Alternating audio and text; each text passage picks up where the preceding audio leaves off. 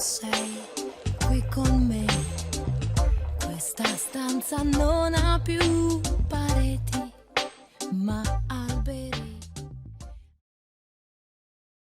So these are the table of contents about me, all about me and my involvement in the community, statistics from the UNICEF Canada Report Card 16, issues affecting youth as a result of technology and the COVID pandemic, potential solutions and how we will include these solutions in the future, and the conclusion that educators, government, social organizations, and youth must all work together. So this is about me. This is who I am.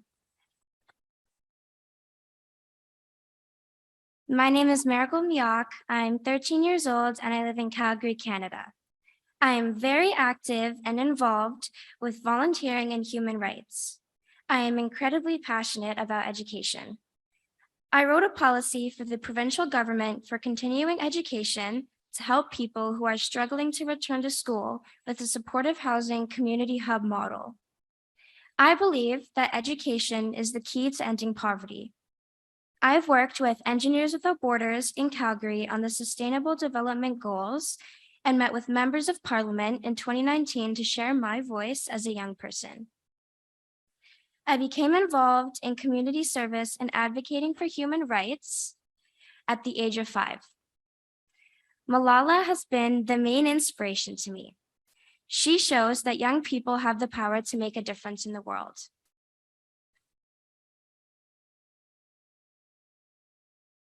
Volunteering. I have been volunteering with my mom since the age of 5. There are very few volunteering opportunities for children, so my mom had to create our own. I've helped with community cleanups, helped at events, delivered flyers, helped with mailing letters, and many other tasks. I've raised over $10,000 for charities through my small business called Marigold's Heart Garden. I have been making and selling flower headbands since the age of 5. I've spoken to many groups about my business and how I was able to start from such a young age with support from adults. I learned that even though I was very young, I could make an impact.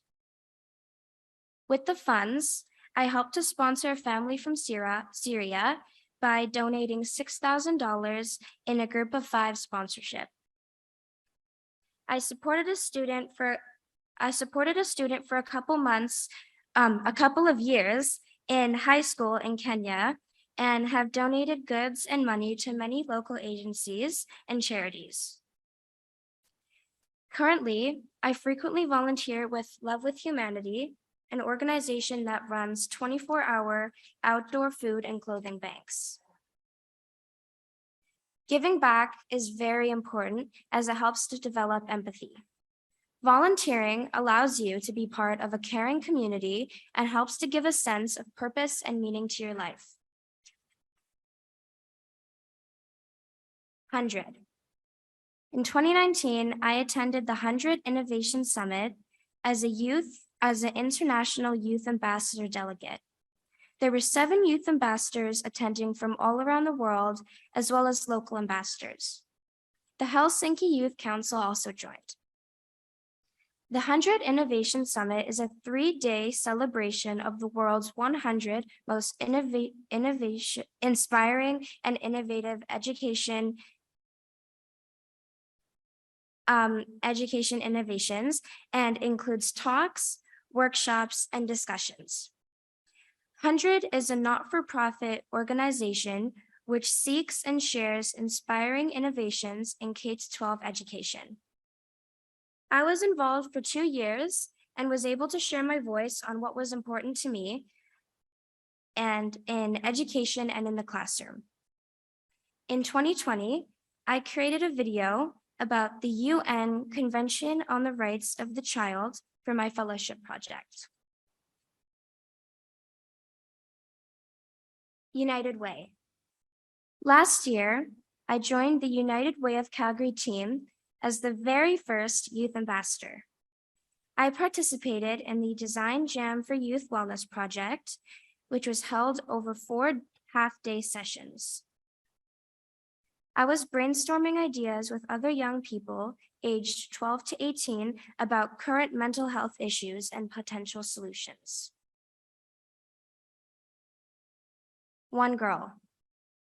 In 2018, I joined an organization called One Girl. I spoke at their leadership summit and also co-facilitated classes for preteen aged girls. Through this group, I was given the opportunity to attend a volunteering and leadership trip to Kenya. This was very life-changing for me, and I was able to see how other people live and the differences in our lives and also the similarities. I helped to build a dorm for female students, and this was a very meaningful experience for me. I have also given TV interviews and participated in a podcast for an international organization, Care Canada, as a representative of One Girl on gender equality and women's rights. My goals. Education is very important to me, and I was very grateful for the chance to offer my input as a youth ambassador for 100, an educational organization based in Helsinki, Finland. As we enter the fourth industrial revolution, it is critical to change and evolve to offer the best outcomes for the future of all students worldwide.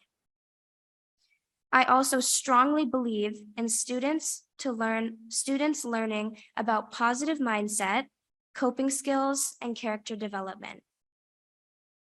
My school teaches these in our program. There are many problems with bullying, anxiety, depression, and fear of failure. I think students need support to deal with extra pressures in society and from social media. It is so hard to stay focused on learning if these areas are not managed and dealt with. EWB. In 2019, I was given the chance to attend a leadership conference with Engineers Without Borders Calgary. I was 10 years old and was grateful for this learning opportunity. In Ottawa, we met with members of Parliament to discuss the Sustainable Development Goals. I was able to share my thoughts as a young person and felt like people really listened to what I had to say. When making decisions that affect young people, we need to include them at the table. This is necessary to find the root of the problem and also to find solutions. This is why I'm here.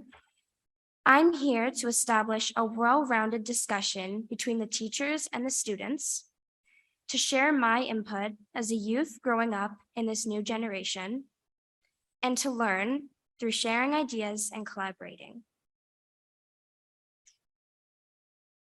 Statistics from Canada from the UNICEF Report Card 16 from 2020. So this is Canada's ranking in the UNICEF Report Card 16, and these are out of 38 wealthy countries. In youth suicide, we ranked 35 out of 38, 38 being the worst, or, child well-being outcomes, 30 out of 38 as the overall score. Society, as in violence and homicide, 33 out of 38.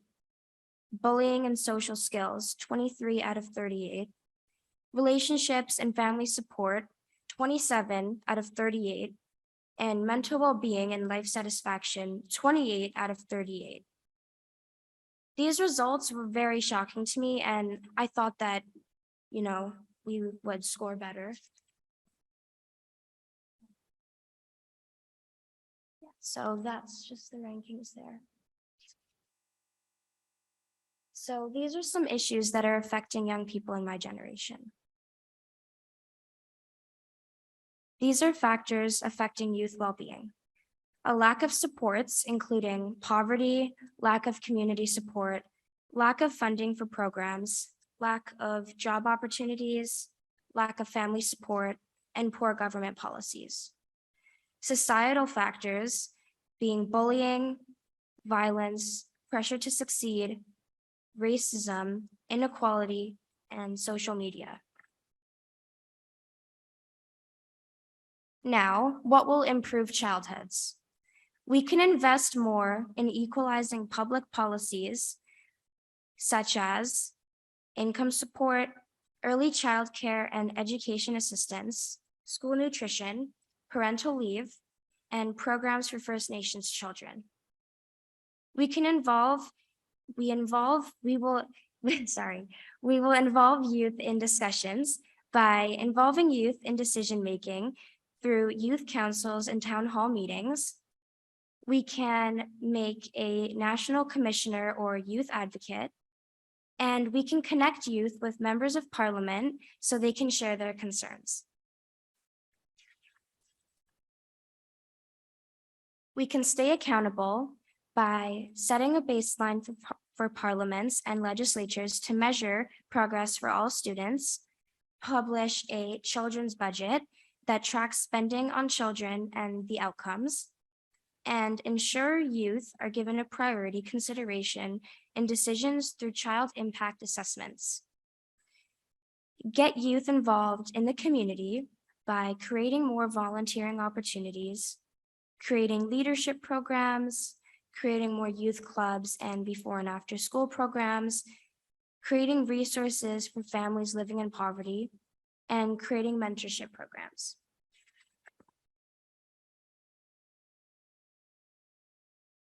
It is critical for change to happen in order for youth to feel more connected and have a sense of belonging. I feel the biggest issue currently facing youth in Canada is a lack of support and a lack of community.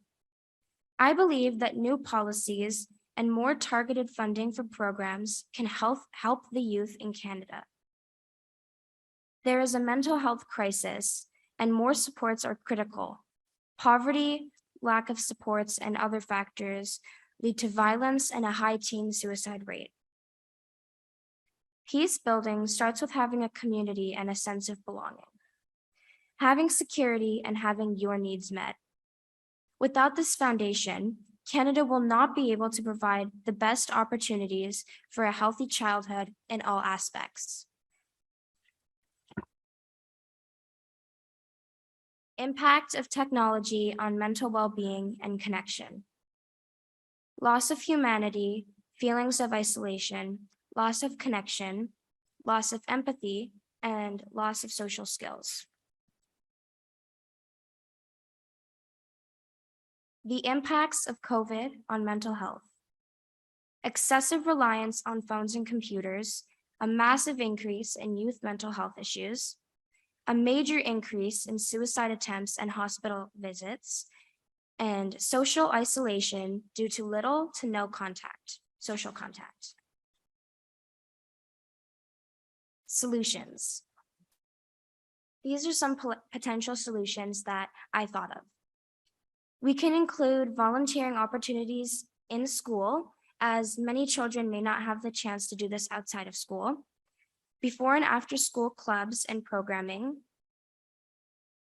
Introducing classes in school about positive mindset, meditation, coping strategies, resiliency, critical thinking skills, problem solving, life coaching, teaching that failure is okay and a part of the learning process. Offering more school counseling services and access to resources, more field trips and hands-on learning with group work, and development of social skills at a young age. Conclusion.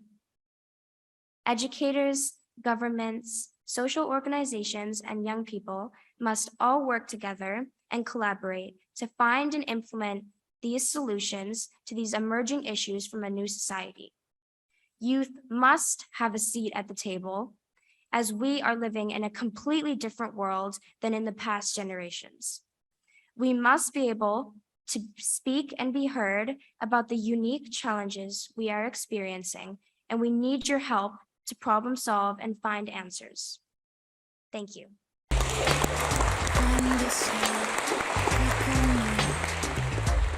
Questa stanza non ha più